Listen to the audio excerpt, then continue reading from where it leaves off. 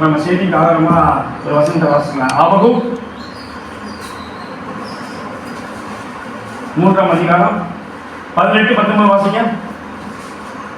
நான் கர்த்தருக்குள் மகிழ்ச்சியா இருப்பேன். என் ரட்சிப்பின் தேவனுக்குள் களிகூறுவேன். ஆண்டவராகிய கர்த்தர்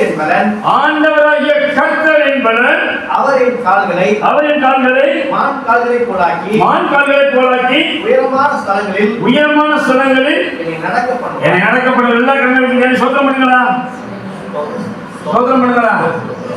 சோத்திரம். ராண்டி பரவாயில்ல பிதாவே, இந்த நல்ல வேலைக்காக உங்களுக்கு நன்றி. இந்த வார்த்தைகளை கொண்டு எங்களோட பேசு. இந்த நாமத்தை நம்பிக்கொண்டு இயேசு நாமத்தை ஜெபி எங்களோட நல்ல பிதாவே. ஆமென். ஆண்டவர் சொல்றாரு, சரி முடிச்சுன்னு வச்சுட்டீங்களா? இல்லை, இப்பதான் ஆரம்பிக்குது. உங்களுக்கு ஒரு 10 நிமிஷம் முடிக்கணும். நான் கவர்மெண்ட் நீங்க செய்தி முடிச்சுட்டு வச்சுட்டீங்கன்னு வச்சேன். இது நான் கர்த்தருக்குள் மகிழ்ச்சியாய் இருப்பேன், என் ரட்சிப்பின் தேவனுக்குள் களிகூறுவேன்.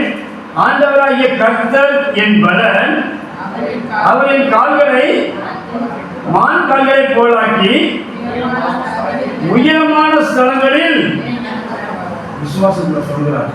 ஆபகுக் சொல்கிறார், கர்த்தர் என்னுடைய பலனா இருந்தா நான் எதற்கும் பயப்பட மாட்டேங்கிறார். இது சங்கீதக்காரன் சொன்னதான். இது சம்பவம் எங்கே இருக்குன்னா சங்கீதம் 18 இருக்கும். அப்புறம் 2 சாமுவேல் 21 இருக்கும். சங்கீதக்காரன் சொன்ன வார்த்தையை திரும்ப எடுத்து நினைவுபடுத்தி அதை எழுதுகிறார். நான் கர்த்தருக்குள் மகிழ்ச்சியா இருப்பேன், என் ரட்சிப்பின் தேவனுக்குள் வாசினவை ஆண்டவராகிய என் பலன் மான் கால்களை போலாக்கி. நீங்க இப்போ சங்கீதம் வாங்கினா 18 32 33 34 வாசிங்களா? என்னை பலத்தால் இடைக்கட்டி என் வழியை செவைப்படுத்துகிறவர் தேவனே. அவர் என் கால்களை மான்களுடைய கால்களை போலாக்கி என்னுடைய உயர்தலங்களில் என்னை நிறுத்துகிறார். வெண்கல வில்லும் பழக்குவிக்கிறார். எனக்கு தண்ணீர், உம்முடைய வலதுகரம் என்னை தாங்குகிறது. உம்முடைய காருண்யம் என்னை நல்லா வாசிக்கும்போது ரொம்ப ஆரவாரமா சந்தோஷமா இருக்கு. அது அழகா 35 வந்து இந்த ரட்சிப்பின் கேடகத்தையும் எனக்கு தந்தீர். உம்முடைய வலதுகரம் என்னை தாங்குகிறது. உம்முடைய காருண்யம் என்னை பெரியவனாக்கும். நல்லா இருக்கு. ஆனா இந்த சங்கீதம் எப்ப எழுதுனா தெரியுமா? வாசிங்க, தலைப்பை வாசிங்களா? ஒப்புவிக்கப்பட்ட சங்கீதம். கர்த்தருடைய தாசனாகிய தாவீது இந்த பாட்டின் வார்த்தைகளை கர்த்தர் தன்னை தன்னுடைய எல்லா சத்துருக்களின் கைக்கும் சவுலின் கைக்கும் நீங்களாக்கி விடுவித்த நாளிலே பாடினது. அப்பா, விடுதலை கிடைச்ச உடனே அவன் பாடி இருக்கான். எப்படி இருக்கும் பாருங்களா? எப்படி இருக்கும்? எவ்வளவு பெரிய மகிழ்ச்சி இருக்கும். எவ்வளவு பெரிய ஒரு பிரச்சனை மத்தியில் இருக்கும் போது எப்படி இருக்கும்? அந்த பிரச்சனையிலிருந்து விடுதலை ஆகி, ஆமா அப்பா தாவீத சவுலின் கைக்கு எல்லா சத்துருவின் கைக்கும் தேவன் நீங்கள் ஆக்கின பின்பு அவன் ஒரு பாட்டு பாடியிருக்கான். பிரியமானவர்களே, அவன் சொல்றான், என்னை பலத்தால் இடைக்கட்டி என் வழியை செவைப்படுத்துகிறவர்.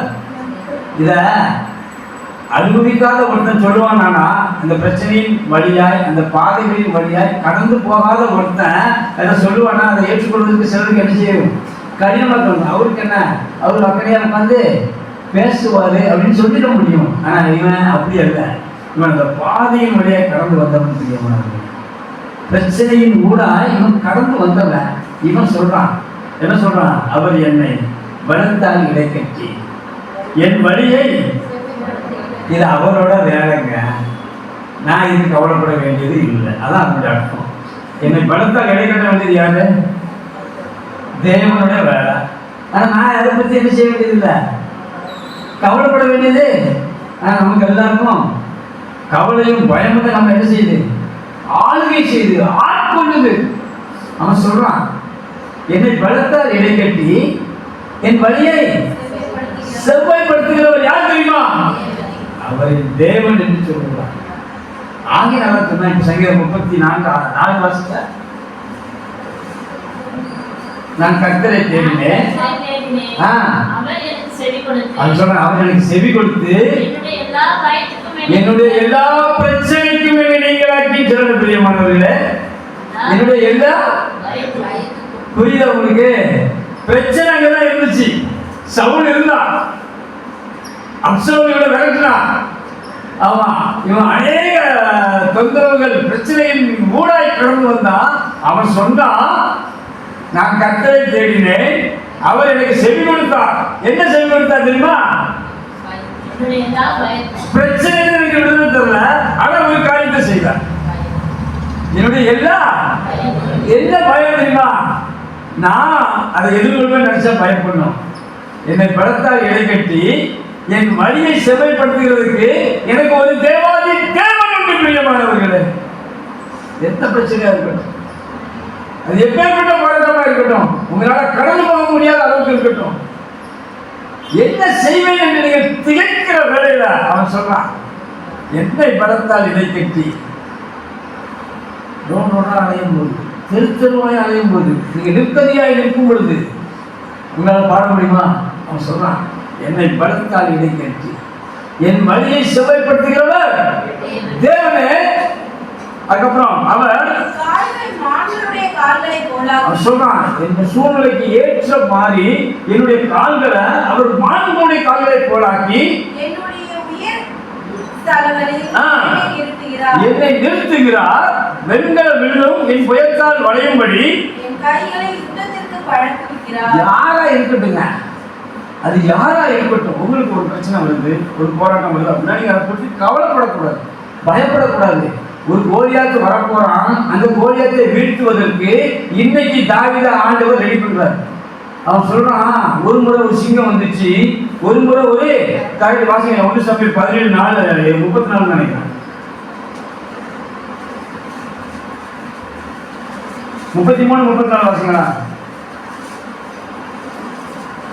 நான் வாசிக்கிறேன். 17:31 வாசிக்கிறேன். தாவீது சொன்ன வார்த்தையை அவர்கள் கேட்டு அதை சவுலின் சமூகத்தில் அறிவித்தார்கள். அப்போது அவனை அழைப்பித்தான். சவுல் தாவீதை அழைப்பித்தான்.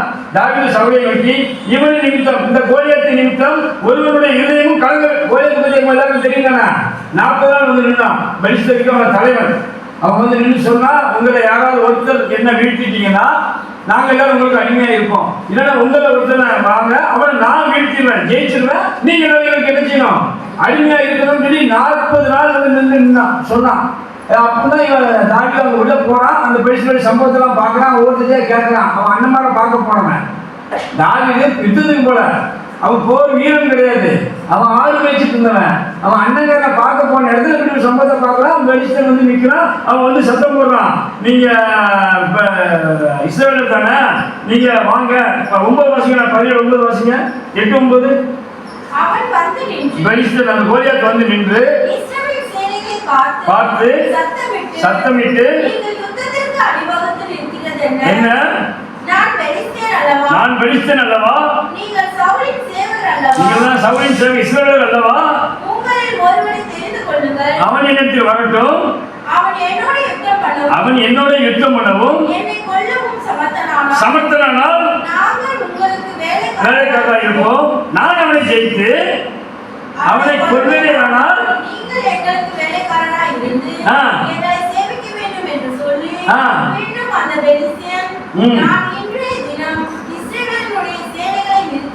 நின்றுட்டு ஒருவரோடு ஒருவர் யுத்தம் பண்ண ஒருவனை விடுங்கள் என்று சொல்லி கொண்டு வருவான். சவுலும் இஸ்ரவேலர் அனைவரும் அந்த பெலிஸ்தனுடைய வார்த்தைகளை கேட்டு கலங்கி மிகவும் நம்ம எல்லாருக்கும் சம்பவம் தெரிஞ்சாலும் நம்ம வாசம்னா நமக்கு புரியும். அவன் எல்லாரும் கலங்கினான். சவுல் கலங்கிருக்கான், ராஜா, அவங்களுக்கு படை தளபதி உண்டு, அப்படியே அவன் கலங்கிருக்கான். எல்லாரும் பயந்துருக்காங்க. ஆமா, ஈசாய்க்கு 8 குமாரர், அதில் தாவீது கடைசி பையன். இவன் ஆடு மேய்ச்சிட்டு இருந்தவன். அவன் வயது சென்றவன். அப்பா அவங்க ஊர்ல நல்ல ஒரு பொறுப்புல இருந்ததுனால அவன் நல்லா மதிக்கப்படத்தக்கவனா இருந்தான். அவன் 3 பேர் அங்க யுத்தத்துக்கு போயிருந்தாங்க. எலியாப்பு, அம்மினதாப், அமாசா நினைக்கிறேன். 3 குமாரர்கள். மூத்தவனுக்கு எலியாப் என்றும், 2ஆவதுக்கு அம்மினதாப் என்றும், 3ஆவதுக்கு சம்மா. 3 பேர் போயிருந்தாங்க. இந்த 3 பேரையும் விசாரிக்க தான் போயிருந்தான். அந்த ஆடை கொண்டு ஒரு இடத்துல விட்டுட்டு ஒருத்தன் கையில் பார்த்து பார்ப்பா என் மாட்டிக்கு சேர்ந்து சொல்லி விட்டுட்டு இவங்க யுத்தத்துக்கு போயிருந்தா அங்கே போகும்போது இந்த சம்பவம் நடக்கு. இவன் வந்து சேனைகளை நிந்திக்கிறான். யாரு? இந்த கோலியாத். இவன் வந்து அப்படியே நிந்திக்கிறான். நிந்திச்ச உடனே இதை யார் கேட்டானா தாவீது கேட்டான். தாவீது கேட்டாலும் அவனுக்கு கோபம் வந்துட்டு அவன் போய் சொல்றான், இவனை காலி பண்றவனுக்கு அதாவது சங்காரம் பண்றவனுக்கு இவனை ஜெயிக்கிறவனுக்கு என்ன செய்யப்படும்னு கேட்கறாங்க. அப்போ சர்வமானியம் கொடுக்கப்படும். ராஜா நம்முடைய குமார்த்தியை கொடுப்பாரு. ராஜா கிட்ட பொண்ணு எடுக்கலாம்ன்றது வேற அவனுக்கு ஒரு சந்தோஷமா இருக்கும்னு நினைக்கிறான். ஆனா அவனுடைய வைராக்கியம் இந்த வார்த்தையை கேட்ட உடனே அவனுக்குள்ள என்ன வந்துச்சுன்னா, நம்ம இஸ்ரவேலின் சேனைகளுடைய தேவனை பார்த்து என்ன செஞ்சுட்டான், நிந்திக்கிறானே அவனுக்குள்ள வைராக்கியம் வந்து அப்படின்னா பேசுறாங்க. தாவீது வந்து சவுல்கிட்ட சொல்றான். இது 32 வாசிங்க. தாவீது ராஜாவை பற்றி சொல்றான். சவுலை நோக்கி இவன் நிமித்தம் ஒருத்தருடைய இதயம் கலங்க வேண்டியதில்லை. அவனையும் எவனையும் ஒப்பிட்டு பார்த்தா அவன் 6 முழமும் ஒரு ஜாமம் இருக்கானா. யாரு? அந்த கோலியாத். இவன் இளைஞன். இவன் வந்து அவனுடைய நேர் பாதிக்கு போனான்னு கூட தெரியல. ரொம்ப 2 பேரையும் ஒப்பிட்டு பார்க்கும்போது இது நம்முடைய அறிவுக்கு என்ன செய்யுது, சவுலை என்ன சொல்லுவாங்க, இது முடியாதுமா அப்படியே பயப்படுறான். அப்பொழுது சவுல் தாவீதை நோக்கி, நீ இந்த பெலிஸ்தீனோட எதிர்த்து பண்ண உன்னாலே யார் சொல்றா? ராஜா சொல்றான். எல்லாரும் சொல்றாங்க நீ லாய்க்கில்லைன்னு. பிசாசு கூட உங்களுக்கு சொல்ல பிரியமானவர்களே, நீ யோகிதை எனக்கு தெரியாதா? சொல்றது எங்களுடைய தகுதி உம்மாலே உண்டாயிருக்கிறது. பிரியமானவர்களே, யாருனாலும் சொல்லட்டும், உலகமே சொல்லட்டும், ராஜாவே சொல்றான், உன்னால அவன நீலாம் ஊழியம் பண்ண லாய்க்கில்லைன்னு எல்லாரும் சொல்லட்டும். பிரியமானவர்களே, நீங்க அதுக்கு லாய்க்கில்லை, தகுதி இல்லை, நீங்க அவ்வளவுதான் முடிஞ்சிருக்கீங்க, தேராது, யார் வேணா சொல்லட்டும். ஆண்டவர் சொல்றாரு, இப்போ உனக்கு இருக்கிற எந்த பலத்தோடு இப்போ உன்னை அனுப்புகிறவர் நான் அல்லவா, அழைத்தவர் தேவன், உன்னை பலத்தால் இணைக்கும், உன் வழியை செவ்வாய், அது என்னோட வேலை, அதை நான் பார்த்துக்கு வருகிறார். நமக்கு என்ன வேலை இருக்கு? பயப்படாம கொஞ்சம் அந்த பயம் வெளிப்படுறதுக்கு எவ்வளவு பாடுபடணும் தெரியுமா? எவ்வளவு நன்மை செஞ்சிருக்கிறார், எவ்வளவு உதவி செஞ்சிருக்கிறாரு. அது அந்த அற்புதத்தை, அந்த அடையாளத்தை நம்முடைய வாழ்வில தேவன் நடப்பிட்டு காட்டியிருக்கிறார். நம்முடைய வாழ்க்கையில நடப்பிட்டு காட்டியிருக்கிறார். கடந்து நீங்க திரும்பி பார்த்தீங்கன்னா தெரியும், உங்களுடைய பிரச்சனை எல்லாம் நீங்களா எல்லாத்தையும் ஃபேஸ் பண்ணி எல்லாம் ஜெயிச்சு வந்தீங்க. உங்க மூலமா ஆண்டவர் உங்களுக்கு செஞ்சிருக்கிறார். அது அழகா சொன்ன இஸ்ரவேல் ஜனங்களுக்கு அவர் எதுவும் செஞ்சாருங்கிறத ஏசாயா 63:11, 12 வாசிங்க.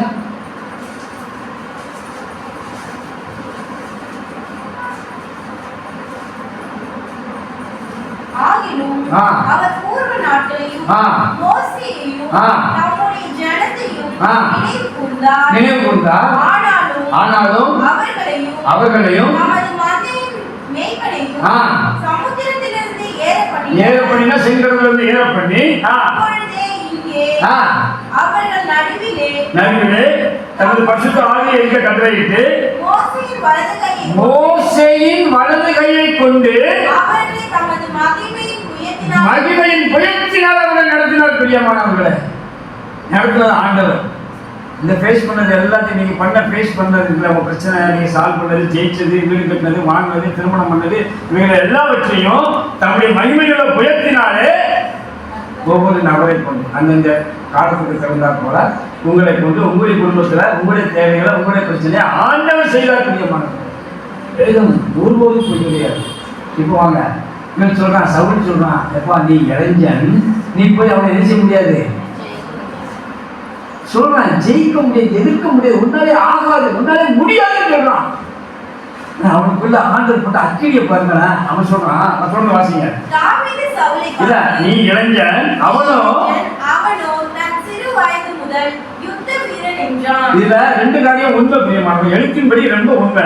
யுத்தம் உன்னால ஆகாதுன்னு சொல்றாங்க, அதை மட்டும் நம்ம ஒப்புக்கொள்ள முடியாது. ஆனா அதுக்கு அடுத்து சொல்ல, நீ இளைஞன் சொன்னது உண்மை. நீ இளைஞன் சொன்னது எழுத்தின்படி நிச்சயமா உண்மை. அவன் சிறுவன், ஏன்னா அவன் பயிற்சியே கிடையாது. அவன் அண்ணன் போல போயிருக்கான், 3 பேர் இருக்கான். யாருதான்?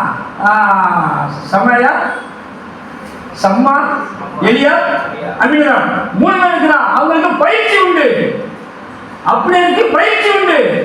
இவனுக்கு என்ன கிடையாது, ஒரு நாள் பயிற்சி கிடையாது. ஆகினாலும் அவன் சொன்னான், நீ இளைஞன், உன்னால என்ன செய்ய முடியாது. நான் பைபிளே படிச்சது இல்லை, இவ்வளவு நாள் ஆயிடுச்சு. சில பிள்ளைங்க சொல்லுவாங்க, அண்ணா இதுக்கு லாய்க்கு இல்லை. எனக்கு பைபிள் தெரியும், உங்களுக்கு தெரியும், ஏமா உங்களுக்கு தெரியும், மாமாவுக்கு தெரியும், மச்சானுக்கு தெரியும், யாருக்கு தெரியும் தெரியலையோ இவன் பயிற்சி சொன்னா நீங்க எழுத்து படி பாருங்க. இப்ப நம்ம வீழ்ச்சி எடுத்துக்கிறோம், டெய்லி பயிற்சி கொடுப்பாங்க, கொடுக்க மாட்டாங்க. நீங்க தான் என்ன ஒரு மாதிரியா பாக்குறீங்க? பயிற்சி உண்டு. பைபிளே படிக்காம கடைசி நம்ம ஒழித்து வந்துடலாமா நினைக்கிறீங்களா? இன்னைக்கு ஆரம்பிக்கும். அதான் சொல்றோம், இப்ப ஆரம்பிக்கும். நீங்க ஆண்டவருக்குள்ள ஊழியத்தை அல்லது வேதத்தை இப்ப ஆரம்பிச்சா போதும். இது ஒரு பெரிய புதை போடும், ஒண்ணுமே கிடையாது. நீங்க ஆர்வமா வாஞ்சியா ஊழியம் பண்ண வந்துட்டீங்கன்னா, நீங்க யார்கிட்ட பேச போறீங்கன்னா, நான் உங்களுக்கு சொல்றேன், அந்த நேரத்துல ஆவியானவர் கூட இருந்து பேசுவார். உங்களுக்கு பைபிள் தெரிஞ்சு நீங்க கேட்ட பசங்களெல்லாம் இருக்கு இல்லையா? லூக்கா 12 வாசியம் உங்களுக்கு புரிஞ்சுடும்.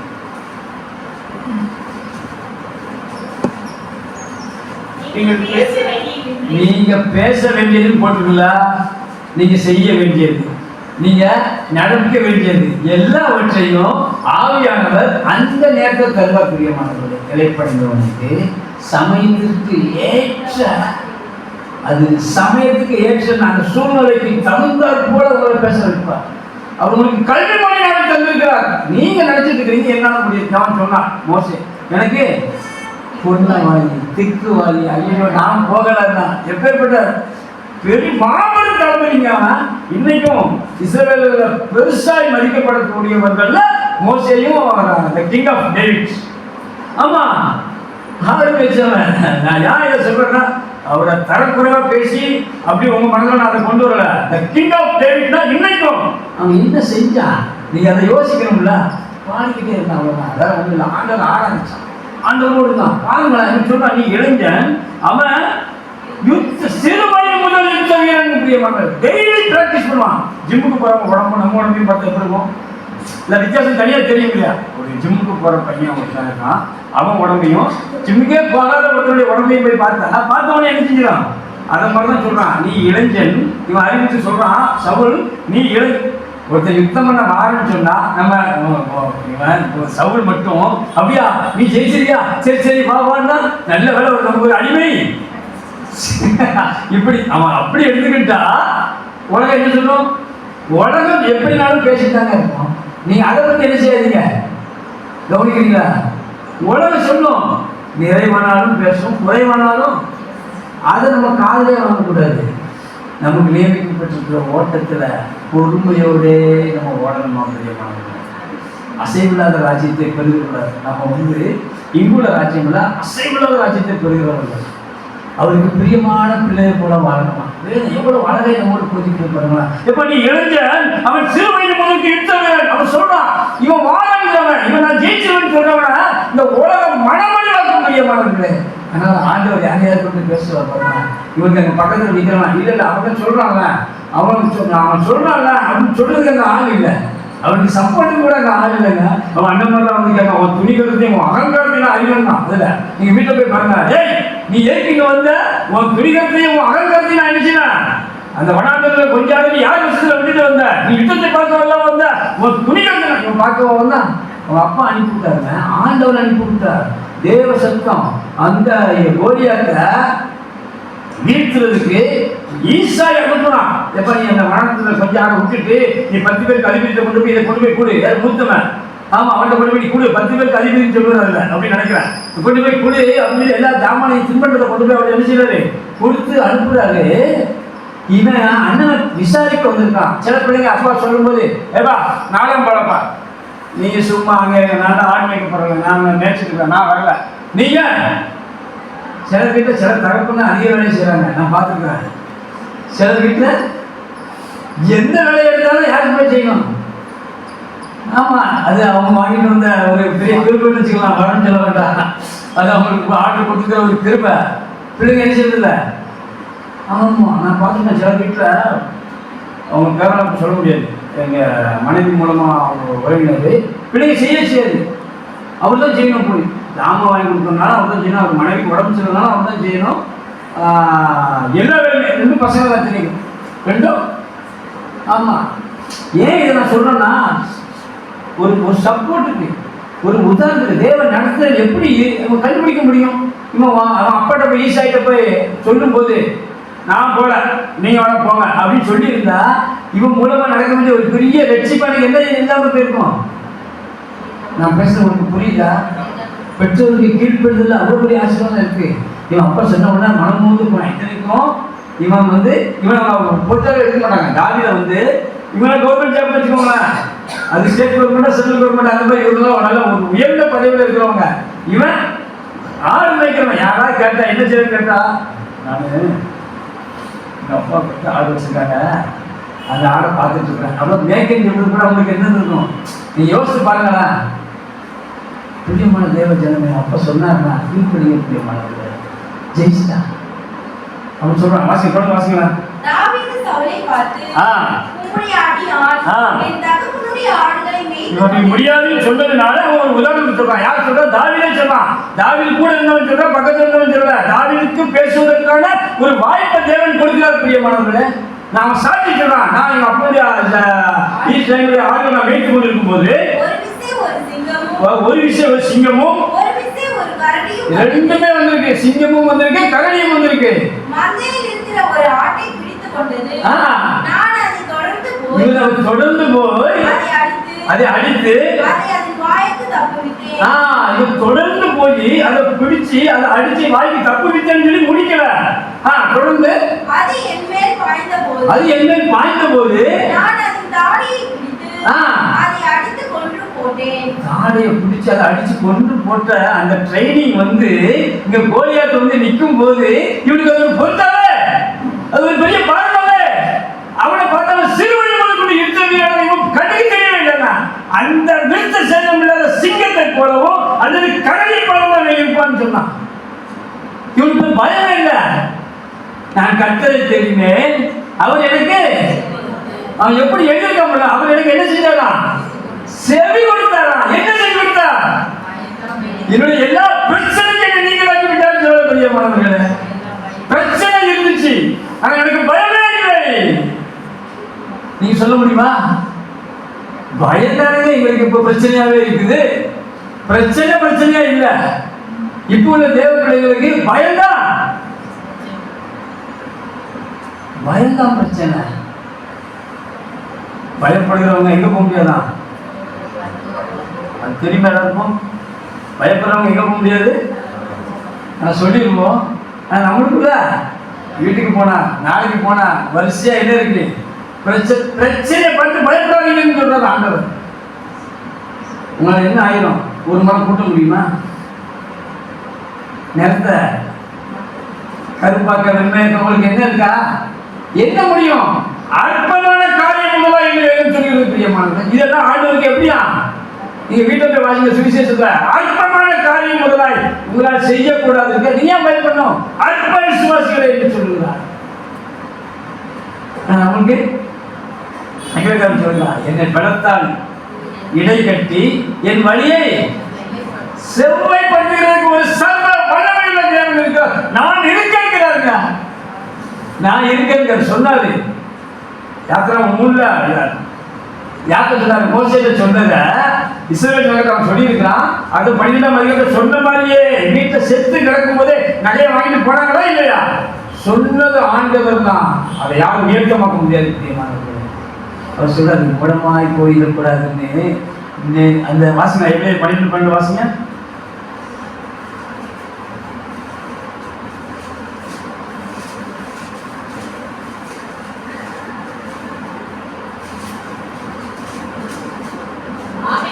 ஆகையால் நெகிழ்ந்த கைகளையும் தளர்ந்த முழங்கால்களையும் நீங்களே திரும்ப நிமிர்த்தினா ஆண்டவர் சொல்றாரு. அவன் சொன்னால நீ இலக்கிய உன்னால ஆகாதுன்னு சொன்னால அப்படி சொல்லாதீங்க. நீங்க திரும்ப என்ன செய்யணுமா? நிமிர்த்தணுமா? நீங்க சொல்லணும், உன்னால ஆகும். ஆண்டவர் கூட இருந்தா உன்னால செய்ய முடியும் சொல்லணும். பிரியமானவர்களே, அவர் சொல்ற திரும்ப நிமிர்த்தி, எப்ப நீ முடியாது, உன்னால ஆகாது, நீ லாய்க்கு இல்ல.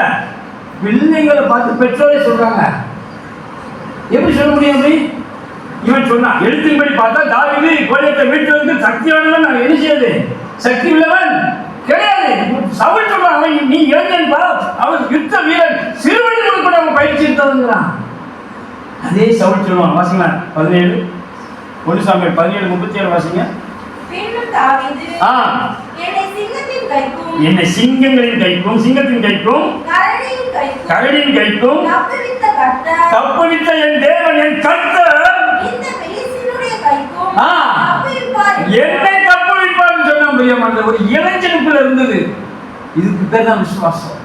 இதுதான் பயமில்லாத விசுவாசம், உறுதியான விசுவாசம், நிலையான ஸ்திரமான விசுவாசம் பிரியமானவர்களே. ஆனா எத்தனை முறை வாசிச்சிருப்போம், எத்தனை முறை பிரசங்கிச்சிருப்போம், எத்தனை முறை கேட்டிருப்போம். ஆனா நமக்கு என்ன விசுவாசம்?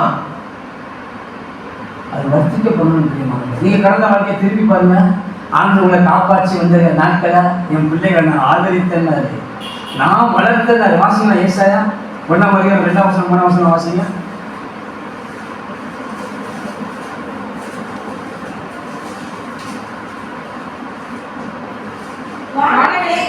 கேளுங்கள், செவிகொடு, கர்த்தர் பேசுகிறார். நான் வளர்த்து ஆதரித்தேன்.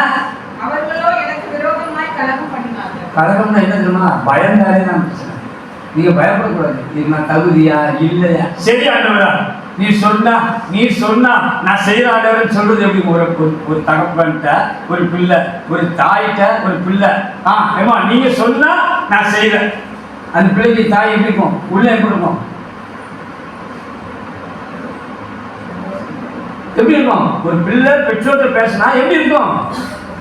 சந்தோஷமா உங்களுக்கு இருக்காதா? ஒரு தாய் தகப்பன்ட்ட வந்து பிள்ளைங்க அப்படி சொன்னா அவங்க எப்படி இருக்கும்? மகிழ்ச்சியா இருக்குமா இருக்காதா? அப்படித்தான் பிரியமானது. இவன் சொன்ன உடனே சவுல் என்ன சொல்றான்? வாசிங்க 17:37 வாசிங்க. என்னை சிங்கத்தின் கைக்கும் கரடியின் கைக்கும் தப்புவித்த கர்த்தர் தப்புவிப்பார் என்றான். அப்ப சொல்றான், எனிமி சொல்றான் பிரியமானது. அப்ப சொல்றான், சவுல் முதல்ல சொன்னா நீ இளைஞன் சொன்ன, இப்ப சொல்றான் தாவீதை பார்த்து நீ போ. ஒரு அலையில சொல்லுங்களா? யார் சொன்னா? முதல்ல சொன்னா இளைஞன், அவன் யுத்த வீரன், சிறுவயது முதல் கொண்டு யுத்த வீரன் சொல்லி உண்மைதான். ஆனா அவன் பயம் காட்டினாங்க. பிசாசு கூட பயம் காட்டுங்க, எவன் பயம் காட்டினா. ஆனா ஆண்டவர் சொன்னாரு, அதே சவுல் வாயினால வந்தது கொஞ்ச நேரத்துல, ரொம்ப தூரம் இல்ல, பல நாள் கழிச்சு இல்ல. இவன் ஒரு சம்பவத்தை சொன்ன உடனே சொன்னான். நான் சொல்றேன், உங்களுடைய வாழ்க்கையில அநேக நன்மைகளை ஆண்டவர் செய்திருக்கிறார் பிரியமானவர்களே. நீங்க உங்க சாமர்த்தியம், உங்களுடைய கையின் பலம் என்ன செஞ்சிடாதீங்க, நினைச்சிடாதீங்க. இல்ல, ஆண்டவர் உங்களுக்கு செய்திருக்கிறார். நீங்க எப்படிமா நடக்கணும்? வாசிக்கலாம். நீதிமொழிகள் 25:13 வாசிங்க.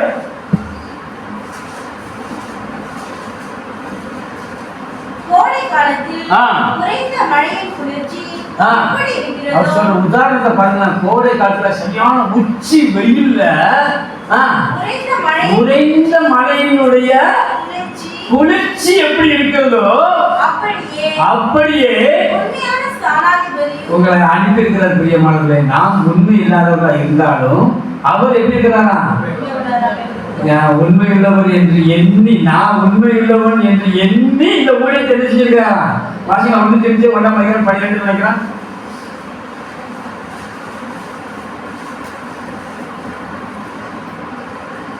என்னை பலப்படுத்துகிற நம்முடைய கர்த்தராகிய இயேசு கிறிஸ்து என்னை உண்மையுள்ளவன் என்று எண்ணி உங்களை ஒரு ஸ்தானாதிபதியா சொன்னார்களா?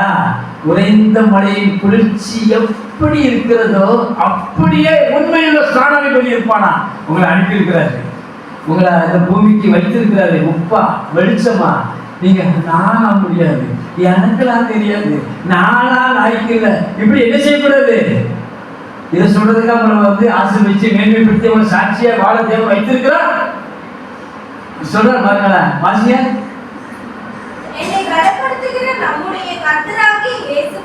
ஆரம்பமே எப்படி ஆரம்பிக்கிறதுனா, இது என்னால முடியாத ஒரு காரியம் தான், என்னால செய்ய முடியாத ஒரு காரியம் தான், என் அறிவுக்கு எட்டாதது தான், என்னுடைய ஞானத்துக்கு அது முடியாதுன்னு தான் சொல்லணும் என் மாம்சம். அவன் சொல்றான், என்னை பலப்படுத்துகிற நம்முடைய இயேசு கிறிஸ்து என்னை உண்மையுள்ளவர் என்று எண்ணி உங்களுக்கு ஒரு ஊழியத்தை வச்சிருக்கிறார். எத்தனை நாள் காலம் தட்டுவீங்க? அந்த காலத்தை செய்வதற்கு தேவன் உங்களை அனுப்பிவிட்ட காரியத்தை நீங்க செய்ய வேண்டும் என்று தேவன் நியமித்த காரியத்தை தேவன் உங்களை கொண்டு நடத்த வேண்டிய திட்டத்தை நீங்க செயல்படுத்த வேண்டிய காரியத்தை எத்தனை நாள் தள்ளிப்படுவீர்கள் பிரியமானவர்களே? கேளுங்க. என்னையும் என் நம்பி ஒரு ஊழியத்தை வச்சிருந்தீங்கன்னா அதோட அதை எனக்கு சொல்லும். இன்னைக்கு 2 தீமோத்தேயு 2ஆம் அதிகாரம் 13ஆம் வசனம் நினைக்கிறேன். நாம் உண்மை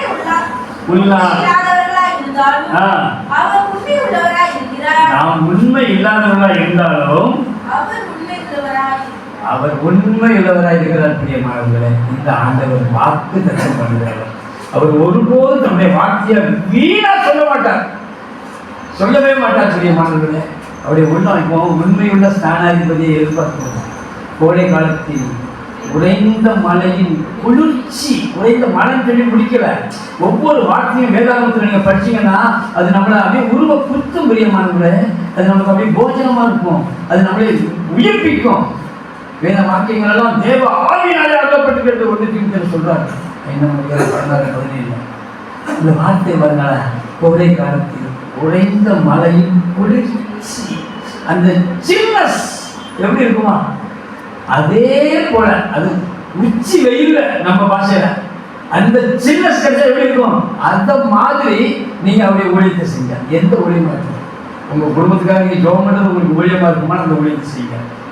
உங்களை ஐயா கூட சேர்ந்து நீங்க ஊழியம் செய்ய வேண்டிய இருக்குமா அந்த ஊழியத்தை செய்யுங்க. எந்த ஊழியமா இருக்கணும், திருச்சபையா இருக்கட்டும், வீட்லயா இருக்கட்டும், ஆமா உங்க ஃப்ரெண்ட்ஸ் சர்க்கிள்ல எந்த காரியத்தை தேவன் உங்களுக்கு வச்சிருக்கிறாரோ அதை கேளுங்க. 22:14 அப்போஸ்தலர் வாசிங்க, இப்ப உங்களுக்கு புரியும்.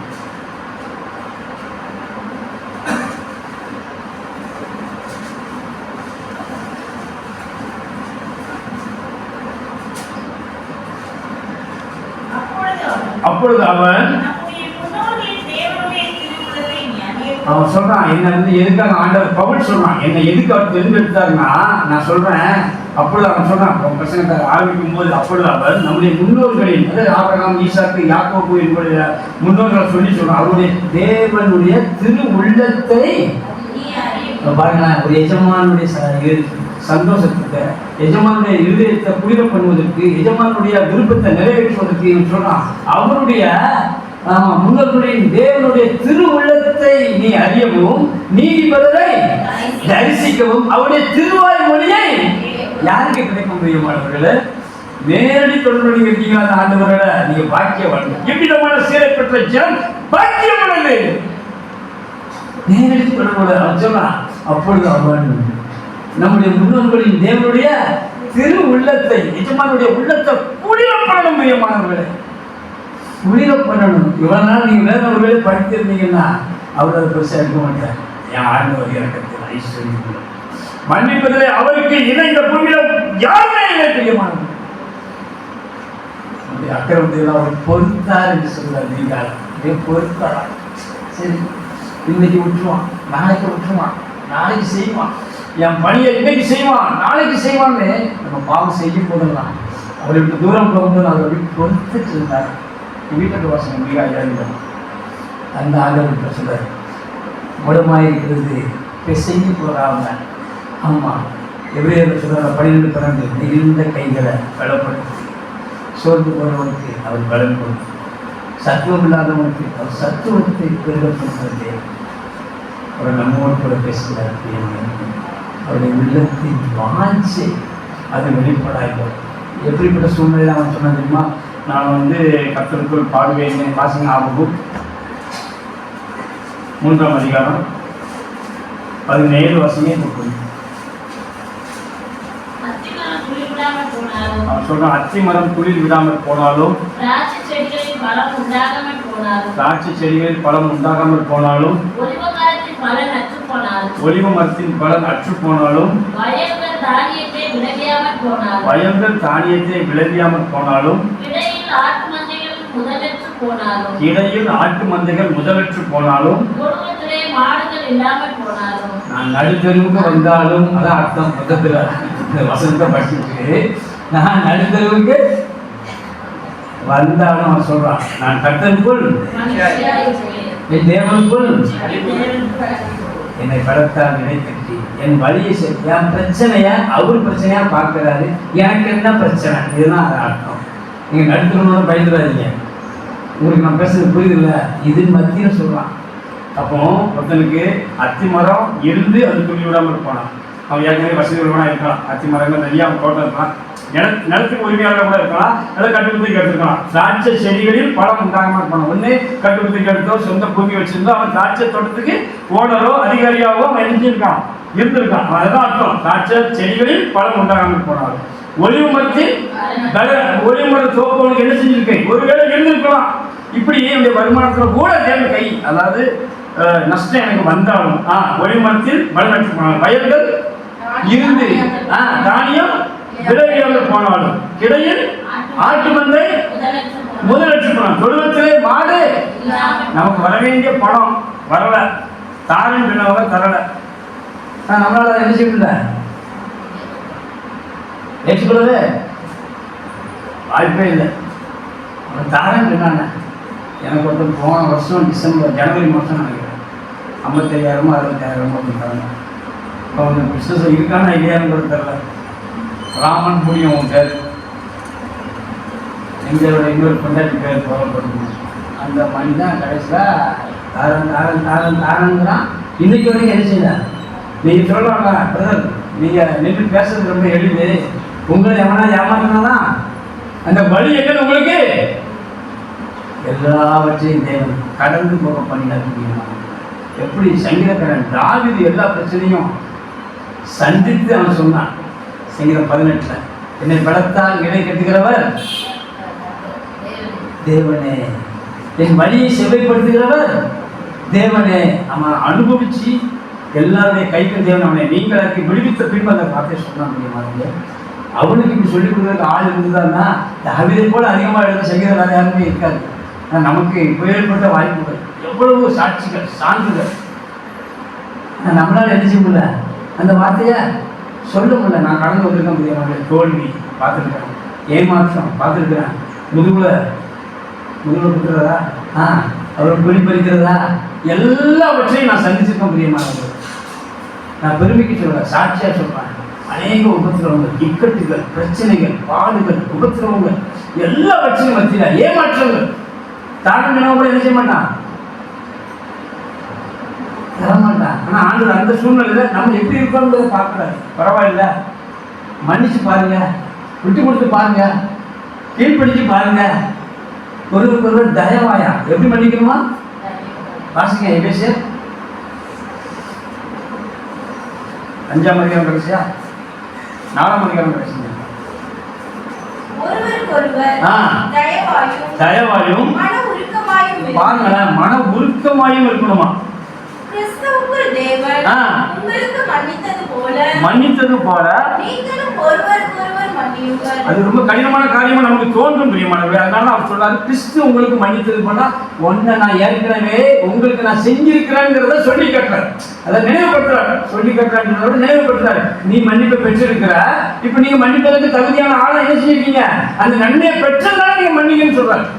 நீங்க தவறா எடுத்துக்க வேண்டாம். ஆனா நமக்குள்ள என்ன இல்லை, இந்த வருஷம் வாசிங்க 31 சகல விதமான கசப்பும் அது இருக்கக்கூடாது. ஆனா இருக்கும். யாரும் அவனை பார்த்த உடனே வரமா அப்படியே நம்மளை என்ன செஞ்சிட்டாங்க, ரொம்ப வச்சு செஞ்சுட்டாங்க. அப்படியா இப்போ அப்படிலாம் பேசுறாங்க, நமக்கு தெரியல வச்சு செய்யறாங்கன்னு. ஆமா, ஒரு வேலை இருக்கலாம். யாருன்னு சொல்லிட்டு அவங்களுக்கு சொல்ற ஒரு வேலை. ஒரு பையன் தான், அந்த பையன் வந்து போன அடிச்சா தானே எடுக்க மாட்டான். என்ன எடுத்து பதில் சொல்றேன்னு அவனுக்கு வெக்கமா இருக்கு, தெரியாம வாங்கிட்டான் கடன். அதுக்கப்புறம் அவன் பேசின ஒரு பையன், இப்போ அவனுக்கு எடுத்து பேசுறதுக்கு என்ன முடியல. நீ ஏன் போட்டு அவனை என்ன செஞ்சுட்டு இருக்க, டார்ச்சர் பண்ணுற அவ்வளோ இன்னும் தான் அதை செஞ்சுருவான், தந்துடுவான். சில அந்த கசப்புள்ள இருக்கக்கூடாது. ஆனால் சிலருக்கு கசப்பு வெளியே போகணும், கசப்பு வெளியே போகணும். அது ஆசீர்வாதத்துக்கு தடை தெரியுமானது. நீங்கள் சொல்ல முடியாது, இந்த கசப்புலாம் வச்சிருந்தீங்கன்னா தாக்கி சொன்ன மாதிரி என்னை பலத்தால் இடை கட்டி என் பல தருவார் எதுக்குன்னா அந்த கசப்பு பொறுத்த மாதிரி பலன் தருவார். உங்களுக்கு புரியுதா? இந்த மன்னிக்கிற தன்மை வருவதற்கு பலன் தருவார். அதுக்கு தான் ஆண்டு உங்களுக்கு உதவி செய்வார். அது வர்ற வரைக்கும் நீங்கள் அதை எதிர்பார்த்து நீங்கள் மன்னிக்கிற வரைக்கும் தேவன் காத்துக்கிறார் தெரியுமானது. அதுதான் ஏசாயா 40 வாசிங்க. ஏசாயா 40 முடிச்சிடலாம், டைம் ஆயிட்டு. 40ஆம் அதிகாரம் 28 வாசிங்களா. அனாதி தேவர் அவர் நான் சோர்ந்து போகிறேன்னாரு. நான் தானே சோர்ந்து போனோம், எனக்கு தானே பிரச்சனை, அவர் ஏன் சோர்ந்து போனோம்? அவர் சொல்ற பூமியின் கல்யாணங்களை சிருஷ்டித்த கர்த்தராகிய அனாதி தேவர் அவர் ஏங்க சோர்ந்து போகணும்? அவர் என்ன பார்த்து சோர்ந்து போறாரு? எத்தனை முறை அவனை கூப்பிடுறேன், ஊழிக்கு செய் வா, அல்லது மன்னிச்சிரு, மறந்துரு, கஷ்டப்ப நீக்கி போட்டுன்னு சொல்லி நான் ஒரு இடத்துல பேசிட்டே இருக்கிறேன். நீ அதை என்ன செய்யறது இல்லை, கேட்கறது இல்லை, கவனிக்கிறது இல்லை, ஏதோ தானு இருக்கிற. சர்ச்சைக்கு சரியான நேரத்துக்கு வர்றது இல்லை, ஆலயத்துடைய காரியத்துல மனம் வந்து பங்கெடுக்கிறது இல்லை. அதனால நான் காத்திருக்கிறதுல நான் சோர்ந்து போடுறேன். எத்தனை பேருக்கு புரியுது? நீங்க அந்த இடத்துக்கு வருகிற வரைக்கும், உங்களை ஊழியம் பண்ண வைக்கிற வரைக்கும், நீங்க மன்னிக்கிற வரைக்கும், நீங்க விட்டு கொடுக்குற வரைக்கும் அவர் என்ன செஞ்சுக்கிறாரா? பலன் கொடுத்துட்டு காத்திருக்கார். பெரியவர்கள் இந்த பலத்தால் இடை கட்டின்னு சொல்றாங்க சங்கீதக்காரன். இவன் சொல்றாரு, அதுக்கு அர்த்தம் சொல்றாரு, சோர்ந்து போகிறவனுக்கு பலன் கொடுத்து. ஏன்னா நான் சோர்ந்து இல்லை, ஆக்சுவலா அவர் தான் சோர்ந்து போகிறாரு. ஆண்டவர் உங்களுக்கு புரியல நான் பேசுறது.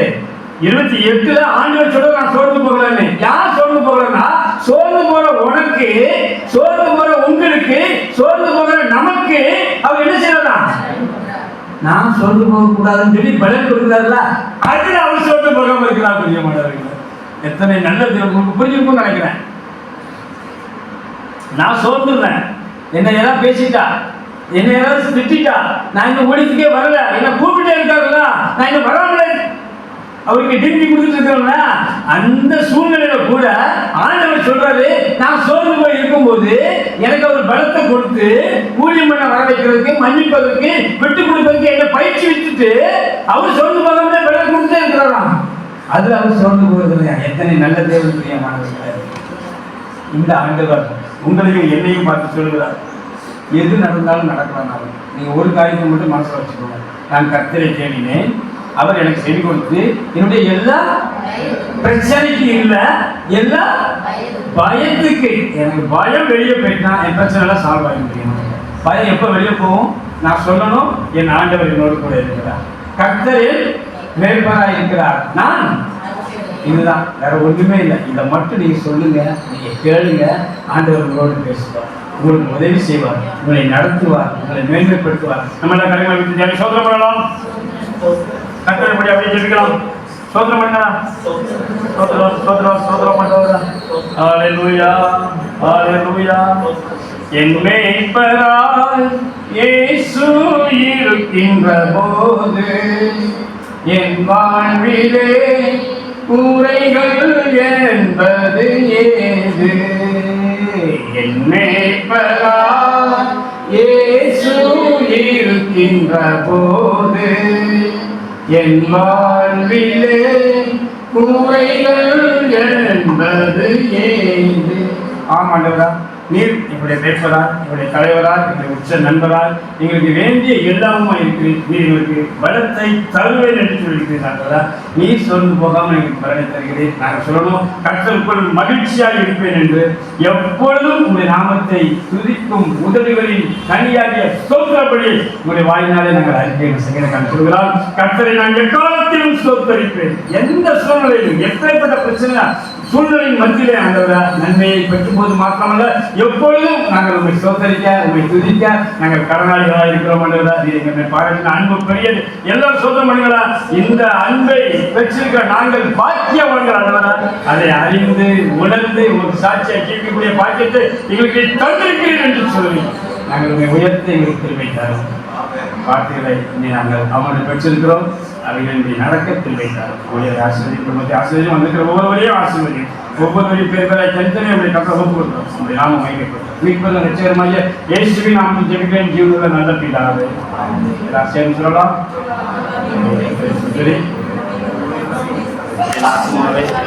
சோதரி ஆமென் ஆமென். நம்முடைய கர்த்தராகிய இயேசு கிறிஸ்துவினுடைய கிருபையும் ஆண்டவருடைய ஐக்கியமும் பரிசுத்தருடைய அன்பும் நம்முடைய இயேசு கிறிஸ்துவினுடைய ஸ்நேகமும் அனைவரும் இன்று நெடும் சதா காலமும் இருக்கிறார்கள். ஆமென். அல்லேலூயா அல்லேலூயா அல்லேலூயா அல்லேலூயா.